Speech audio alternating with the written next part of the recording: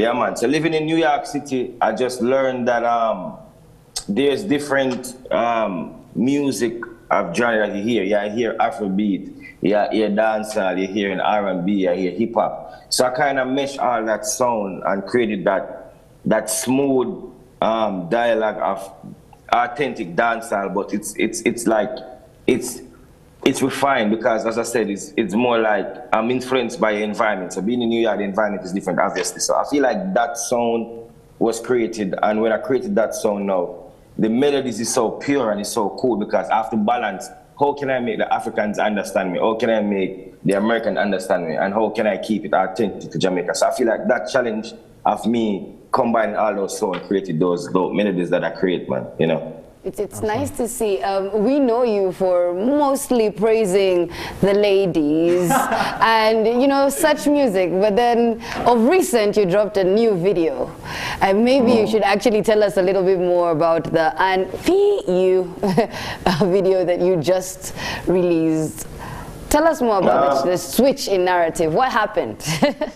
I just felt like I've always choose dope topics. I feel like I sing about things that everybody else is scared to sing about. That's always been my thing. That's my approach. Yeah. And as time goes on and you evolve, I feel like there's certain situations that happen in relationship that I feel like no man don't really speak about the other side of just saying, yo, me hate that person, or I wish I didn't do this with this person, I wish I didn't went there. So I feel like that song was created based off of me saying, let me talk from a man point of view, because sometimes we do feel this way. And then for the video, I think it captured that 90s New York vibe, you know what I mean? It's beautiful black woman, African woman, and just like, you know, just embrace the whole aesthetics of black beauty and black love. And sometimes, you know, things don't go how we want it to go. So I wanted to capture that whole thing in the video. But I didn't want it to be over the top, so I didn't make it too sexy or too sexual. I just make it cool, calm, but still get to the point, you know?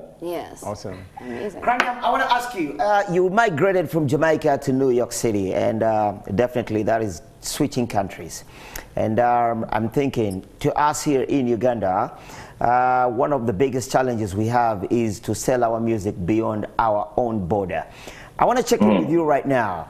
How well is dancehall music sitting with the American style, with the American people? How much are they welcoming the dancehall style? And if so, what have you guys done to see that those guys can actually appreciate dancehall? Because there's a time BET was celebrating dancehall. I don't know if you remember that time when they had about seven or eight dancehall stars on the same stage. Banton, Elephant Man. You know, Elephant Man, who Chakademus and Pliers, and you know, the energy in the room was on a high, and this is pure hip hop and R&B people, but it was different. How well do you think dancehall is sitting with the American market? And if so, how have you guys done it? I feel like dancehall and reggae music overall is just something that can't be moved. It's already embedded in all the cultures across the world. I feel that just for example, like the YG Marley song Moonlight, that is a prime example of when a reggae record is done properly. What happened? It just spread like wildfire, and it's always been there. It's always been good, and I don't think there's a shift in the music per se. I just feel like everybody failed to understand that as time progressed, people, you know, time and things change, and there's different ways of promoting stuff and different ways of doing stuff. And most artists now, I think that the only challenge I feel dancehall is having is that there's less people understanding that to work a dancehall record is different than you work any other record, because Jamaica is 2.5 million people. It's a very tiny island like this. Yeah. And, you know, we need as much support as possible to get the music across. But as far as, I know for me, when me walk in a room, it's a whole different thing, because, you know what I mean, I represent dancehall music on a wide, worldwide scale, and I try to make sure I wave the flag as much as possible. And there's a lot of people that are doing it. I just feel like, as I said, it's just the outlet. Change and time different, and like a lot of people turn to numbers, because music has turned to a numbers game. It's not about feeling anymore. You remember back in the days where you hear a song and it's the feeling that moves you. Now it's like, yo, how much songs this song is streaming, how much numbers is this person pulling. I feel like the dynamic change from just actually appreciating the music and loving the music too. It's a numbers game, you know what I mean? And I feel like that kind of changed it a little bit. But as far as the music is concerned, it will never move. Like dancehall will always be top music and reggae will always be world music. Like it is what it is, you know? Fantastic. It's interesting to know that the kind of dancehall that you create borrows, you know, a lot of, you know, inspiration from your legend right there who represents the old school. That happens to be Sean Paul, but at the same time you add this R&B-ish that comes onto the song, and we hear a lot of inspiration from Usher as well. I want to know, how did these two individuals just inspire your creative juice?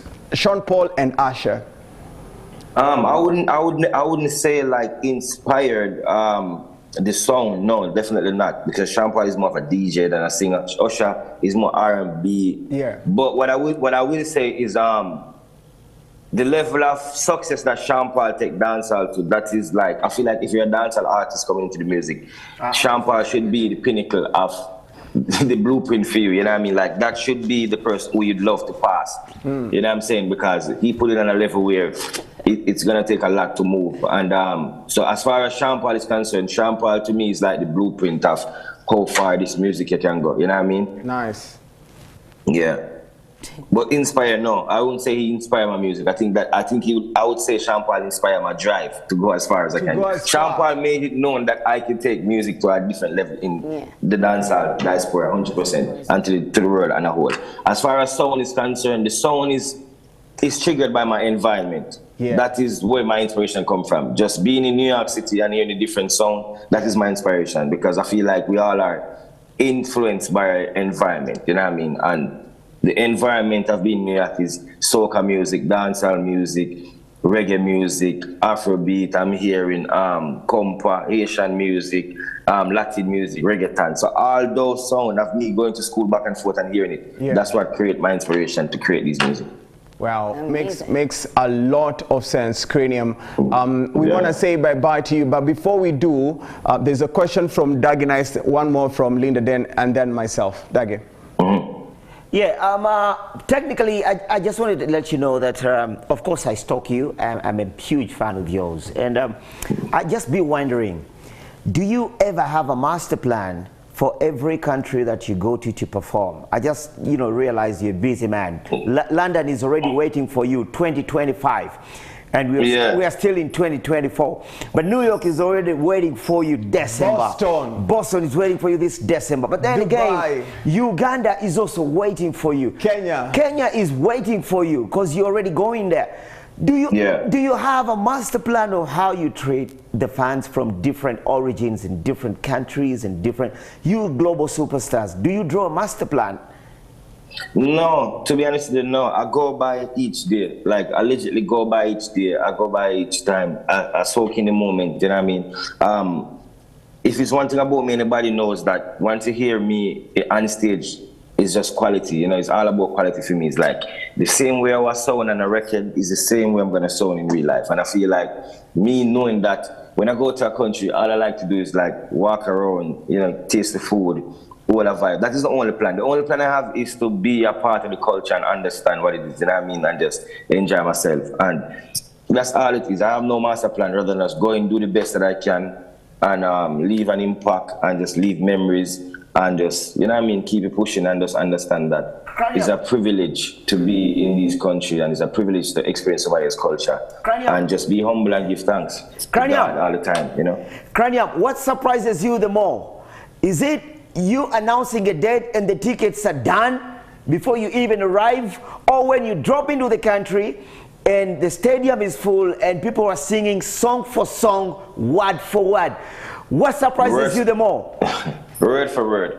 Word for word. Because it could be two people in the crowd and I'm happy. At least two people came out to sing. That's just me. Nice. Do tell us the theory behind the Spice takeover and what exactly the Ugandans can expect from Kranium now that he's coming back. Just vibes, you know what I mean? More experience, more vibes. Obviously I have a wider catalog now than I had before. And just fun, man. Like, I like to have fun on stage, you know what I mean? And every woman who ever been to a Kranium show can tell you, like, my show is crazy. It gets real crazy, and it gets real fun and classy. So it's gonna be dope, man. It's gonna be very, it's gonna be entertaining. I can't wait to like really go on stage and like see my people and just, you know. And as I said, man, Africa on a whole, you know, it's like one of my favorite places to be. You know, I feel at home. You know what I mean? Like I feel at home. I don't know how to explain it. There's nowhere in the world that I touch down and I have this sense of relief like Africa and Jamaica. So these are like my two favorite places on earth and a whole. And each African country have their own different culture, different vibe and aesthetics, and just Uganda, if I'm not mistaken, like, listen, Uganda have a special place in my heart. That's all I'm gonna say. Yo, Kranium, we cannot wait to have you down here in Kampala. Listen, my DMs have been blowing up with a lot of Ugandan artists. Obviously, what is you know, very clear for them is the fact that you've worked with the big three: Wizkid, Burna Boy, Davido, Tiwa Savage, Yemi Alade, Wanda Banton, DJ Spinall, Stone Boy. I can name every other, you know, African artist you've been able to work with. Fino. Yes, Kiss Daniel on Loyo. The question to most of them, they're asking, when are you dropping a jam with a Ugandan artist? Should I want to. Actually, them? I swear to you, I want to so bad because I literally was on my phone going through comments and trying to find like artists people recommend, because I just feel like I want to do something like that for real. Like that is my next that's literally my next goal, like moving forward. Like I feel like, and anybody who knows me know that I'm the type of artist, I work with anybody who wants to sound good. I don't care how big you are, how small you are, medium you are. Like to me, it's all about how good a song sound, because before you know artists, you didn't know them, so it doesn't even matter. I just like to hear how an artist sound and I move from there, because I think I'm good at what I do. So once I hear somebody that's good, I don't care how big or small it is. I just really want to know like who I should link up with and who I should do some work with. But definitely in Uganda, I'd love to go in the studio and do some work, 100%. Wow, fantastic. Dagi, are you recommending any artist for Kranium to work Definitely not Ronald Mainja. Definitely not. Linda, then who are you recommending? The person I'd ever Apers. DJ Brian is recommending that you work with Apers. I'll send you his links. What's his name? Apers. APASS. Okay. Got it. I recommend you an artist called Viper Ranking. Viper Ranking. VYPER. So DJ Brian says Apers. Dagina says Viper Ranking. Linda Den? I say Winnie Nwaji. Linda Dane has chosen a female artist called Winnie Nwaji. Yeah? And Winnie Nwaji. Sammy here is caught between two, either Apers or Joshua Baraka. I can't spell the last one, but I got it. I'll text you. But thank you so much, Kranium, for spending time to speak to us. We cannot wait 1st November for you to come through and share the vibes, share the spice with Ugandans here before you go back again to Nairobi and do the same. And I know the Higher Life Tour is going crazy for you. We can only pray that you be healthy, be safe, and we cannot wait to have you here. Can't wait to touch down, man. Big up on yourself. I always love and support, you know what I mean? I love that. Before we let you go, bro, you want to give us a cappella for, I don't know, and touch you? No problem. Alright, let's go. Always up in your world. Never want no space. Get a tea, summertime, but you never say your grace. Give me a check, refund for the time. Where you waste, have a key. Things like, no boy, not my place. So much good love down the drain. Why you love the game? Unnecessary pain. Why you fake with a real one? Did you really want a real man? Untouch you. I really wanna untouch you. I really wanna untouch you. Control the and low. Why you played my emotions? And my feeling was so strong. Untouch you. No girl me touch can't start the drama. Me make me girl see that banana. Can't believe I. Can't believe I. Taking girl away from me, my girl. We can touch if you feel like it. We could go on and on. Thank you so much. May God bless you. Cannot wait to vibe with you when you come through to Uganda. I really appreciate that. Fantastic. Do remember, guys, this Spice Takeover is going down at Lugogo Hockey Grounds, 1st November. Tickets are now available, only 80,000 shillings, www.rave.ug. Kranium is going to be performing, Linda Den is going to be performing, DJ Brian is going to be performing, Etania, the life of the poet, is going to be performing, Alza is going to be performing, Sessa will be performing, Cashpro will be performing, Melvin the DJ will be performing, Sean Preezy will be on the mic, Joe Quizzy will be coming through as well. I'll be there as well. You need to be there as well. DJ Brian?